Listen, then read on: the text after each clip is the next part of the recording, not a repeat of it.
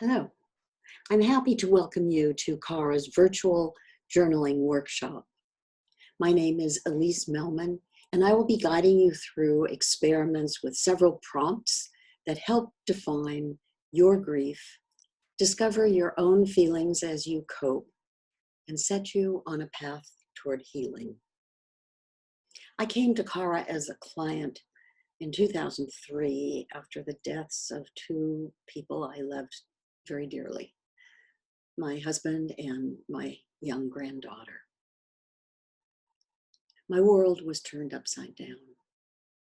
Although I had recently retired from a teaching career, I was actively engaged in tutoring and mentoring some high school seniors.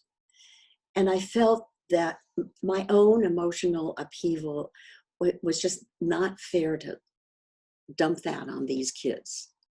And so I didn't think I was doing a good job any longer in trying to serve others.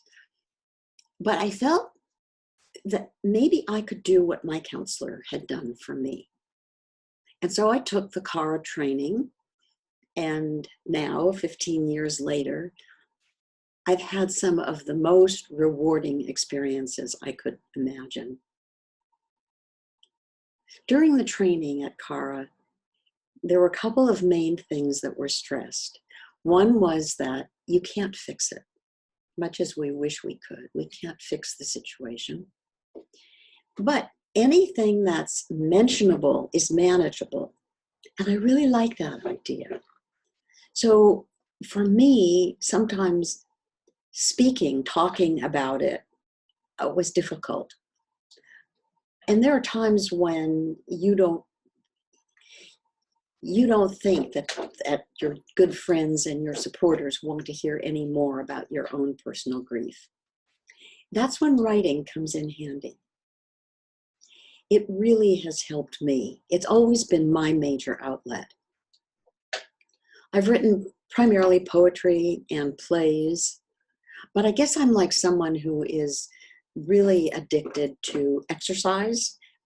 You know, the person who feels that if they don't get a good run in every day, they're not themselves, or someone who is dedicated to the piano or to painting. Well, for me, the written word does that. And so a day without writing doesn't feel that good to me. I don't suggest that that's right for everybody, but because it helped me heal, I'm hoping that maybe you would like to join me in a journaling exercise. When I was about 8 years old, somebody gave me a 5-year diary, and it had a lock and a key, which was great because I could keep my words suddenly became secret and sacred, and I could keep them away from my older brother. So I loved writing in my diary, even if I just said I had a usual day of school. That's okay. That meant something to me. Today, some 50 journals later, I have a record of places I've visited, people I've met, quotations I want to remember, and mostly a history of my own joys and sorrows.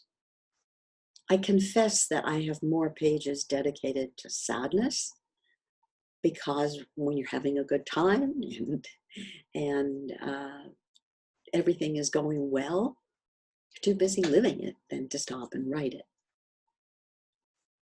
Most of my journals are just ordinary notebooks that I've picked up, like this one, just quite plain.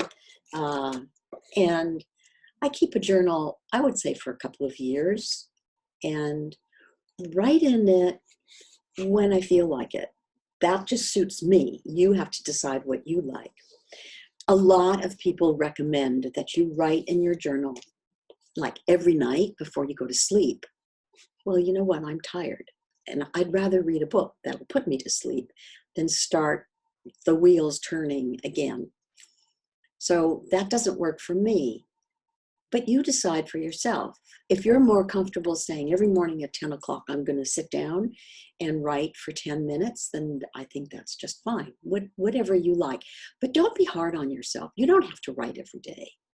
Sometimes a week goes by for me, and I haven't felt the need. Remember, you're doing this to help yourself, and you're the boss. let me show you some of my other journals because I think they're fun. I always like to carry a small journal. This fits into my purse. You know, there are times when we're stuck. We're stuck waiting, whether it's in the doctor's office or in the line of a grocery store, and something happens, some experience that you want to remember. And especially now during some strange times in our world. So having a little journal with you, it can be helpful. I like this one. It's, you know, it's got a kind of a mystical look to it, and I've enjoyed keeping that. I think this is a journal that my son bought for me. It's pretty. I usually, when I finish writing one, and sometimes a journal, I keep one journal for maybe 2 years. But when I finish, I put a sticker on the front that tells me what it's about. And this was about travels in the year 2006. So that's that one. This was another one that I liked. Again, it's got that neat opening with the little magnetic thing. And that one's fun. And I found this is done by a French artist who puts whimsical paintings on the cover that I guess just, you know, that's the way I felt at one moment. And then I'll show you one more. My daughter bought this for me. It's obviously a bigger one, and it has this string that wraps around it that I like. But I thought it was so pretty, and even the pages are a nice quality, so that I keep it for quotations that I really like, that I want to remember and perhaps use some other time. The man who asks a question is a fool for a minute. The man who does not ask is a fool for life. That's Confucius. So I keep quotations in here that appeal to me, things that I like.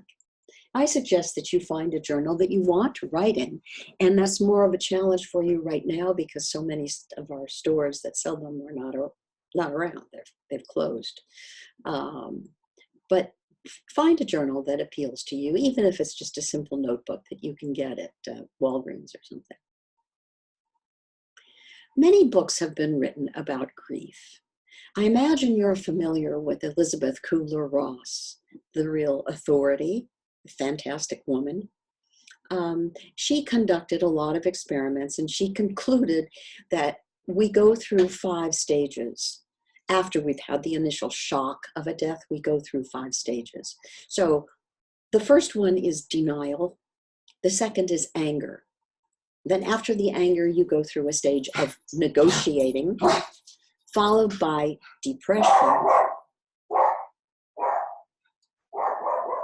And finally, acceptance. I understand that we do go through stages, and you may recognize that in yourself as well. But I can't totally accept her theory. It's just a little too pat for me. I think grief varies with the individual. Each person manages his or her own feelings with the qualities of his or her own personality. There's no right and there's no wrong. I don't think we really want our grief to end. It belongs to us. And I don't like it when people say, are you going to get over it? Get over it. You're not. You're not going to get over it. But we do have to cope with it. And we do want to get on with our lives. And I think the only way to do that is to try to understand it and go through it. And ultimately come to a point of acceptance. That's what our goal is. It's to accept what we can't change. But we do it in our own way. Writing has helped me over a lot of humps, and I hope it will help you as well. So thank you. Thank you for joining us. I'm glad you're here. I wish we could be meeting in person. Instead, we're in my little study here and with my dog in the background. He's really very sweet. I'll tell you more about him later, Charlie. But for now, We'll plan to get together a couple of times a week. And the next time we get together, I will outline a plan for us to follow. Until then, take good care of yourself. And I'll see you soon. Bye